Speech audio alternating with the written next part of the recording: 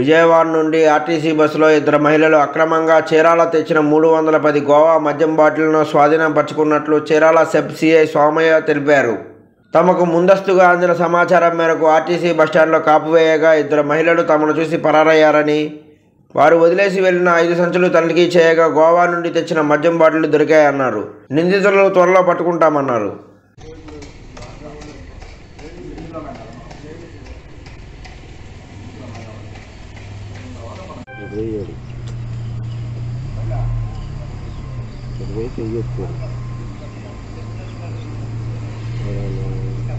మనసీగా sir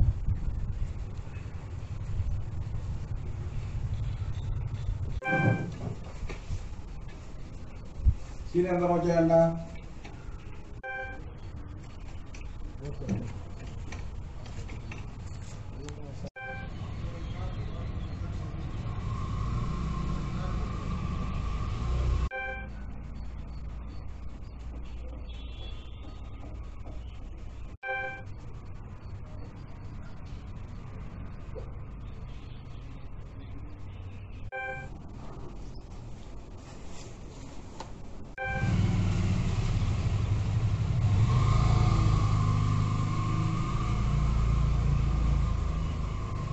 ఇరవై 8/12/2023 తేదీన మాకు రాబడిన సమాచారం మేరకు చీరాల బస్టాండ్ ప్రాంతంలో ఇద్దరు మహిళలు 5 బ్యాగులు పట్టుకొని నిలబడి ఉండాలని సమాచారం రావడంతో మేము సిబ్బంది సహాయంతో వెళ్ళాము. వెళ్ళిన తర్వాత అక్కడికి మమ్మల్ని చూసి వాళ్ళు నిందితులు పారిపోవడం జరిగింది.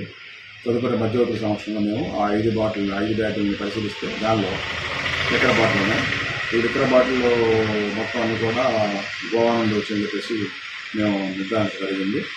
ఆ వాటిల్లో 750 ml బాటిల్స్ 50 ఉన్నాయి, 260 ఉన్నాయి, కానీ 180 ml బాటిల్స్ ఉన్నాయి. ఇవన్నీ కూడా తీసుకుని మొత్తం మధ్యవర్తి సమక్షంలో తీసుకుని ప్రాపర్టీని స్వాధీనం చేసుకున్నాం. ఆ పారిపోయిన నిందితులు మాత్రం మేము 1 or 2 daysలో వాళ్ళని పట్టుకొని మళ్ళీ రిమాండ్ పంపడం జరుగుతుంది.